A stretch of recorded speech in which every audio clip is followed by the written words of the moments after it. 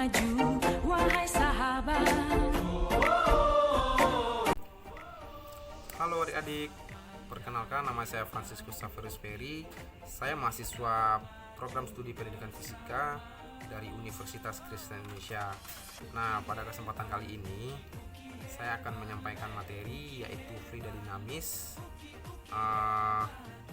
Apa sih yang maksud dengan fluida dinamis? Nah, fluida dinamis itu adalah fluida bisa berupa zat cair, gas yang bergerak.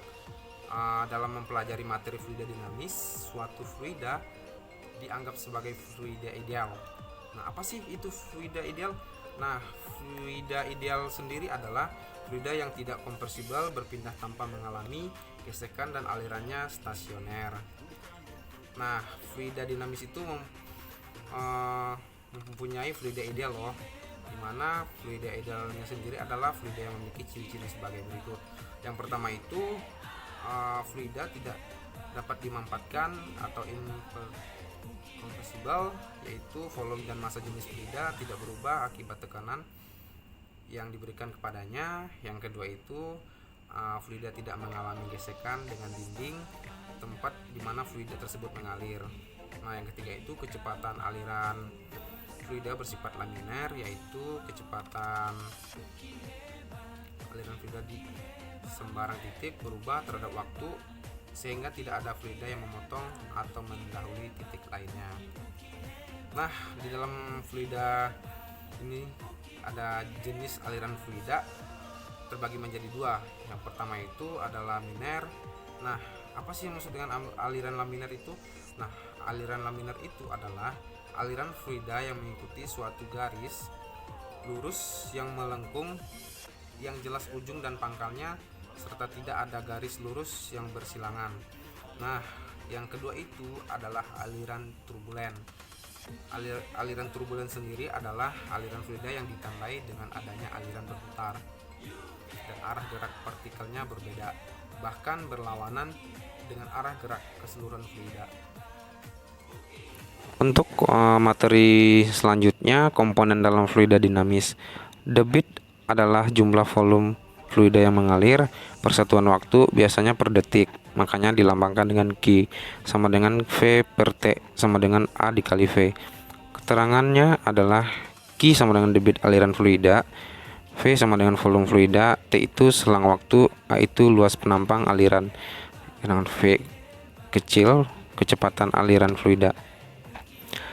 Nah, di dalam fluida dinamis ini terdapat juga persamaan kontinuitas, yang dimana debit yang masuk ke salah satu ujung pipa sama dengan debit yang keluar dari ujung pipa yang lainnya.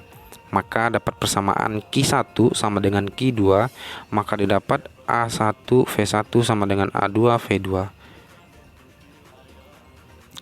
Dalam fluida dinamis juga terdapat yang namanya hukum Bernoulli. Asas Bernoulli menyatakan bahwa dalam pipa horizontal, tekanan fluida paling besar terdapat dalam fluida dengan kelajuan aliran kecil, sedangkan tekanan paling kecil terdapat fluida dengan kelajuan aliran besar. P tambah rho kali G kali H tambah 1/2P kali V kuadrat sama dengan konstan. Dengan keterangan P sama dengan tekanan, rho sama dengan massa jenis fluida, kalau G itu percepatan gravitasi, H sama dengan ketinggian air, kalau V itu kecepatan aliran fluida. Nah, penerapan hukum Bernoulli sendiri, yang pertama itu teorema Torricelli. Kecepatan aliran pada lubang tangka air bisa dilihat V sama dengan akar 2 G kali H. Bisa kita lihat gambarnya seperti ini.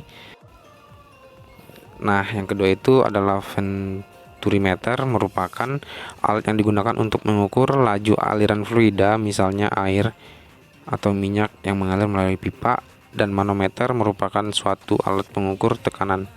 Nah, venturimeter tanpa manometer bisa kita lihat gambarnya seperti ini.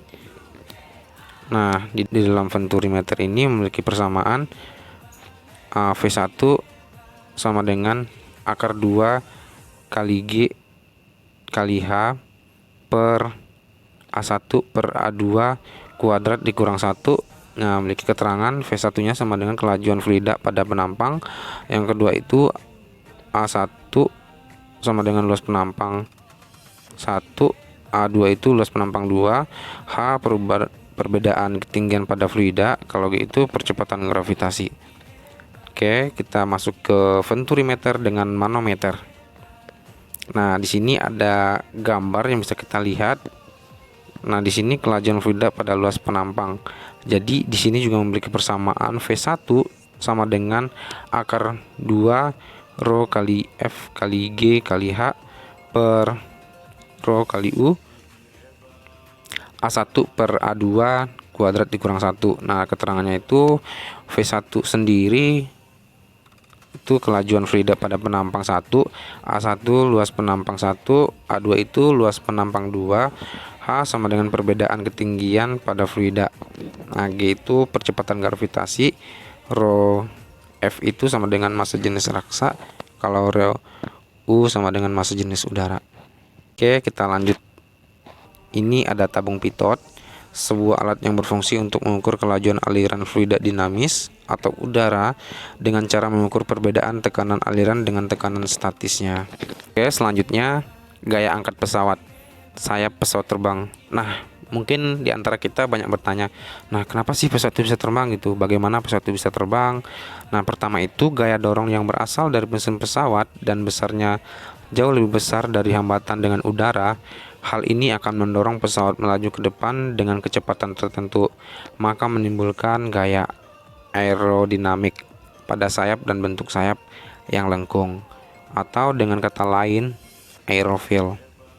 Dengan bentuk sayap seperti ini akan terjadi perbedaan kecepatan aliran udara pada bagian atas dan bagian bawah sayap pesawat. Kecepatan aliran udara di atas sayap lebih besar dibanding dengan kecepatan udara di bawah sayap. Seperti itu.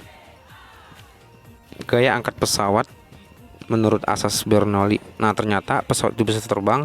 Itulah penerapan dari asas Bernoulli ya. Jadi V2 itu lebih besar dari V1, maka P2 lebih kecil dari P1. Karena tekanan di bawah sayap lebih besar dibanding dengan gaya sayap yang di atas, maka pesawat bisa terangkat ke atas dengan ketinggian kedua sayap yang sama. Jadi F1 itu dikurang F2 sama dengan 1 per 2 rho dikali A V2 kuadrat sama dengan V1 kuadrat.